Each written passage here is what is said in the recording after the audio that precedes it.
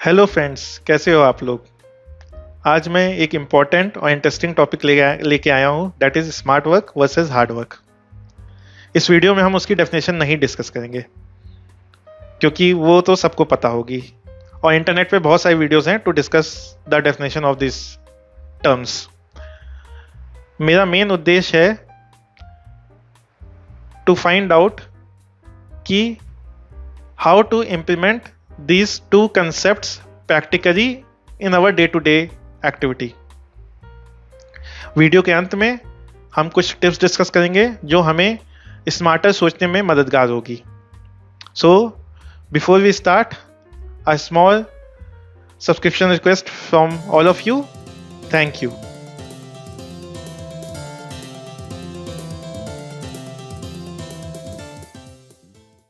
चलिए फ्रेंड्स, इस वीडियो की शुरुआत एक मज़ेदार इंसिडेंट से करते हैं। ये इंसिडेंट मेरी पुरानी कंपनी का है। हमें एक प्रोजेक्ट मिला था, it was a migration project end of 1 year. और उसमें हमें क्या करना था कि हमें सॉफ्टवेयर अपग्रेड करना था। जो एग्जिस्टिंग सॉफ्टवेयर था हमारा, उसको हमको अपग्रेड करना था और हमें ऑपरेटिंग सिस्टम भी चेंज करना था। Like we have to move from AIX to Linux box. तो 2 स्टेप प्रोसेस था और इसके लिए अराउंड 15 मॉड्यूल्स थे टोटल। और we were the team of 10 people और हमें ये within a year complete करना था। तो हम लोगों ने अपने मैनेजर से डिस्कस किया, इस पे काफ़ी एनालिसिस हुई और फिर मेरे मैनेजर ने सजेस्ट किया कि व्हाट वी शुड डू। उन्होंने एक स्ट्रक्चर अप्रोच सजेस्ट किया कि हम लोगों को पहले सॉफ्टवेयर अपग्रेड करना चाहिए। वो जब अपग्रेड हो जाएगा तो हमको टेस्ट करना चाहिए उस सॉफ्टवेयर को, मतलब जो भी कोड है उसको टेस्ट करना चाहिए और उसको जो प्री एग्जिस्टिंग टेस्ट रिजल्ट्स आए उससे कंपेयर करना चाहिए। और जब वी आर फाइन कि हाँ सब कुछ सही है, then we move that upgraded code to a new box that is a Linux box. वहाँ पे फिर से हमें टेस्टिंग करनी चाहिए, फिर से उसके रिजल्ट्स हमें कंपेयर करने चाहिए एग्जिस्टिंग जो हमारे पुराने रिजल्ट्स हैं उससे। और उसके बाद जब दोनों का कंपैरिजन हो जाए एंड वी आर फाइन कि सब कुछ working fine, then we finally move it to the production. तो approach was quite straight forward and structured, तो वी ऑल एग्रीड। और the reason behind of this approach was कि इससे क्या होगा कि हमें ये पता लगेगा कि अगर मान लीजिए कोई एरर आती है तो हमको ये पता लगेगा कि वो सॉफ्टवेयर अपग्रेड की वजह से है या वो माइग्रेशन की वजह से from one box to another. तो everything looked fine at that point of time और हम लोग ने स्टार्ट कर दिया उसको and everyone was in full enthusiastic manner कि भाई चलो इसको करना ही करना है। सब लग गए एकदम। और जैसे मूवी नहीं होता रक्षिका कि कदमों से मिलते हैं कदम, वैसे ही सब लगे हुए हैं कि भाई इसको करना है। वीकेंड पे भी हम लोग लग रहे हैं, काम कर रहे हैं। लेकिन आफ्टर अ मंथ और सो हमने एक बार अपना स्टेटस चेक किया एंड व्हाट वी फाउंड कि हमने उतनी प्रोग्रेस नहीं की थी। देयर वर 15 मॉड्यूल्स और हम अभी तक विद इन अ मंथ एक मॉड्यूल भी कंप्लीट नहीं कर पाए थे and that was a shocking for me as a lead. तो फिर से मैंने टीम को बुलाया एंड वी स्टार्टेड डिस्कसिंग कि what is going wrong, because I know कि team was putting too much effort and they were doing a hard work and somehow I was feeling that they are demotivated because rag status red था, lot of problem and then again we had a meeting, we recalculated our timelines based on the current approach and what we found is कि अगर हम current approach से चलते हैं तो that project itself would take more than 6 years to complete। क्योंकि हम इस प्रोजेक्ट में क्या कर रहे थे, पहले टेस्ट कर रहे थे, रन कर रहे थे पूरा कोड, उसके रिजल्ट्स कैप्चर कर रहे थे, फिर सॉफ्टवेयर अपग्रेड कर रहे थे, फिर उसके रिजल्ट्स, फिर उसको रन कर रहे थे, फिर उसके रिजल्ट्स अपग्रेड कैप्चर कर रहे थे, फिर थर्ड टाइम जब बॉक्स माइग्रेट कर रहे थे तो उसके फिर से रिजल्ट्स कैलकुलेट कर रहे थे और तीनों रिजल्ट्स को मैच करके फिर we were progressing ahead and there were more than 1000 modules in each of the application। तो हमने जब पूरा कैलकुलेट किया timeline, it was taking more than 6 years and it was shocking again for me। तो we decided कि not to continue with this current approach and then we thought कि what can be the better approach to do it। तब मुझे याद आया कि एक application lead ने शुरुआत में जब उनको वॉक थ्रू दे रहे थे, जितने भी इम्पैक्टेड एप्लीकेशंस थे, एक ने सजेस्ट किया था कि directly move it to the production and see what is happening. Like उनका अप्रोच ये था कि हम कोड को एज इट इज अपग्रेड करके डायरेक्टली मूव करते हैं प्रोडक्शन में एज अ प्रोडक्शन पैटर्न, और फिर देखते हैं कि हाउ इट्स बिहेविंग। अगर कहीं एरर आएगी तो we would able to figure it out and fix it on the fly. ये अप्रोच काफ़ी ईजी लगा हमें, और एक्चुअली ईजी की बजाय it was good approach, that's what I can say. तो I asked team कि let's continue and start with this new approach.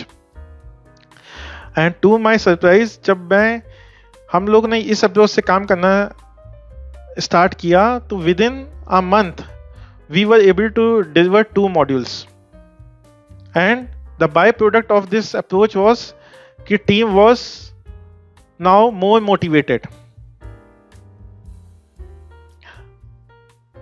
against what they were doing earlier, because अब जो हमारा रैग स्टेटस था वो पहले रेड था, फिर वो एम्बर हुआ, and now it was becoming green. तो people don't have to spend time on weekends to complete this project, and the best part was that we were able to complete that project within 10 months. ये project का experience मेरे लिए turning point था, क्योंकि मुझे ये समझ में आया जहाँ पे हमारा जो पहला अप्रोच था, it was more of a hard work kind of thing, where we were following पूरा what you call SDLC cycle and giving a proper testing the proper code everything and then putting it in production. हमारा second approach जो था वो more of a smart work था, in which we were directly putting it into a production environment, not exactly on production environment, it was a production parallel environment, और वहाँ पे हम उसको रन कर रहे थे, and we were trying to compare the results of production parallel environment with production environment. So it was a quicker approach instead of 2-step process. इससे हमें काफ़ी benefit हुआ। First of all, हमें faster result मिला, we were able to achieve our timelines, and second thing was that it reduced our time to market. तो क्या इसका मतलब ये है कि we should always go for a smart work instead of hard work? I think no. सबसे important point ये है कि आप तभी smartly काम कर सकते हैं जब आपको उस particular subject की या उस particular domain की in-depth knowledge हो, and that in-depth knowledge comes with a hard work.